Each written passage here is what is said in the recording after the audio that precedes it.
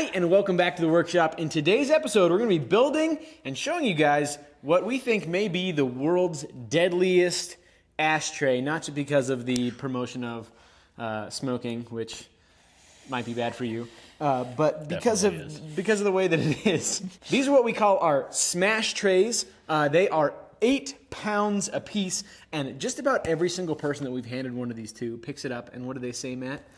That could be a weapon. Yep, that's what they say. Let's run you guys through the process of how we build these at our shop here in Montana.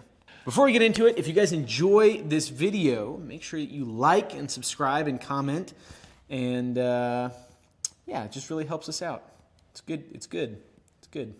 Each of the smash trays starts out its life as 4 inches of 3-inch round cold roll 1018 low carbon steel. We have it pre-cut at a shop here in Montana and then delivered to us. It just saves us a lot of time. We can fit 7 billets into the forge at a time. If we overload it too much, then the pieces that are ready to take out are already a little bit cooler because they're pushed to the edge of the forge. And so we found that 7 is about the max amount that we can have in the fire at the same time. I'm running the power hammer while Matt is moving the pieces around and giving me the billets to forge on.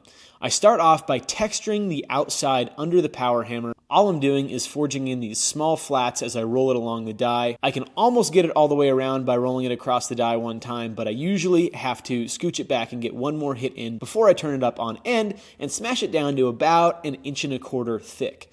After that, that flattened down pancake is then tossed back in the forge, and Matt gives me the next piece to texture and flatten. While I'm doing the flattening, I rotate it around as I'm forging. The reason that I like to do this is because it helps forge it a little bit more evenly. The dies of the Chambersburg, even though we just flattened them down about 1.5 months ago, we've already forged over 1,000 pounds of steel on it since then, and so there's a little bit of saddle in them. There's a little bit of a sweet spot worn into the middle, and so turning it around as I forge it keeps everything nice and even. After all 7 pieces are squished down, Matt brings over the first flattened pancake, and we take this tool that I made that is a slightly tapered punch. It's got a 4140 bit on it, and then a piece of mild steel for a striking face welded to it, and then just a piece of flat bar for a handle. So once Matt gets it onto the dies, we get it lined up. I'm eyeing it from side to side. It's really hard to tell front to back for me if it's centered, but since Matt is standing 90 degrees, he can tell me which way to move it to get it exactly where it needs to be.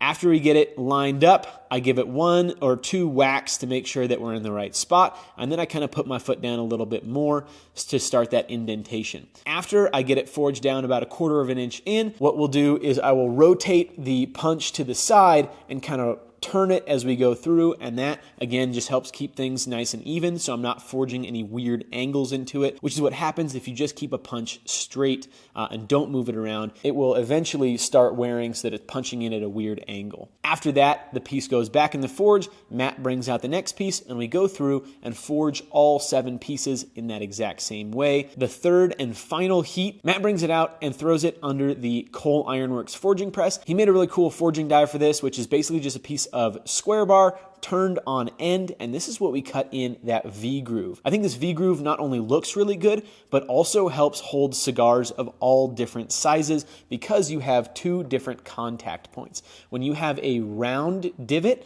the cigar kind of wants to roll back and forth and it holds it way less securely. But if you have a V groove, it holds it perfectly no matter the size of the cigar, which Matt and I both smoke a good few cigars, and so this is something that we notice and appreciate, and it's something a little bit unique that we get to do. After that, I then take it and quench it in water. Usually that water blasts out the scale from the inside of the bowl and leaves a really nice surface finish that is ready for our big hot stamp. This is a giant hot stamp that we had done in some H13, some 2.5 inch round stock. It's the SMC logo with the USA at the bottom. And we started doing this under the Chambersburg because doing it under the Ang Yang just didn't quite have enough oomph behind it. And so it was really easy to get double hits, but the Chambersburg has enough power where even a light blow from it gives it a really nice, deep, crisp mark. After that's done, then I take it back out, quench it in water again, and set it on our cooling tray to let it cool down. Once all of the forging is done, it's time to clean these suckers up. We do this with a wire wheel on a bench grinder,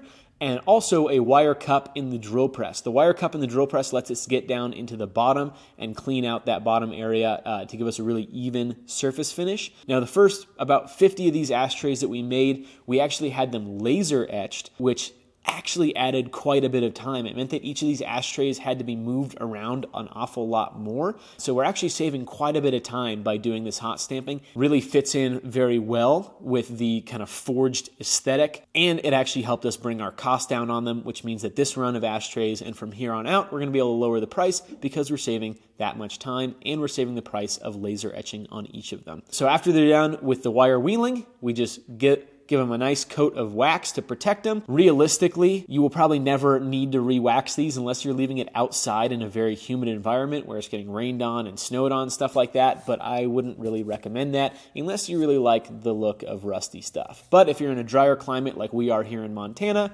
one waxing will probably last it for its entire lifetime. So these things are an awful lot of fun to forge. Matt and I whacked out a good couple of these guys to get them ready to go on the website for you fine folks. Matt, what's your favorite part about making these? Well said. We made a bunch of bottle openers as well. I saw a lot of comments. We got some emails about people that were upset that they missed out on the bottle opener drop. And so we're going to have a good few monolith bottle openers also up on the website. So if you want to have a complete set of fully forged, super rad, Montana-made stuff, then you can head on over to the Stelter Manufacturing website. We are going to have a package deal. Whoa! Basically giving you a 10% off if you want both a smash tray and a monolith. Basically, if you want to have a bunch of neat stuff for your house, it's a good way to do it. So that's about it for today, folks. Thank you guys so much for following along. I hope you enjoyed seeing the process of how we whack these feathers out. If you have any questions, please drop them in the comments down below. We actually have another video inbound in the queue about these guys, wherein we will be doing some more demolition testing. I think you guys are going to enjoy it. So stay tuned for that. Make sure you head on over to the website, sign up for the email list. So thank you guys so much for following along. Thank you to our patrons for patronizing us. Tell your mom you love her, and we'll see you on the flippity flip. Ow!